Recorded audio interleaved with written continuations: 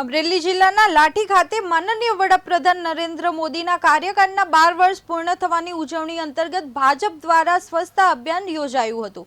સ્વચ્છતા મિશનમાં ભાગરૂપે લાઠી સ્મશાનમાં હાથમાં સાવરણા લઈને સાંસદ ભરતભાઈ સુતરિયા, ધારાસભ્ય જનકભાઈ તળાવિયા તેમજ ભાજપના આગેવાનોએ સફાઈ કામગીરી કરી હતી।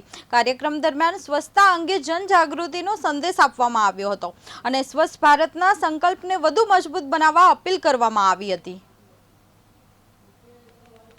केंद्र सरकार में वडाप्रधान श्री मोदी साहेब 12 वर्ष पूर्ण थया छे त्यारे एक कार्यक्रम अमे कर्यो छे। आखा भारतनी अंदर हाले छे, लोकहित माटे कार्यक्रम छे। आखा भारतनी अंदर आज सफाईनो कार्यक्रम छे त्यारे आज लाठी मुकामे अमे शमशान आखुं साफ सफाई माटे आव्या छीए। धारासभ्य जनकभाई तळाविया अने अमारी टीम आखी आ शमशानने आज आगळ अमे अंदर आव्या त्यारे एटલું गंदુ હતું।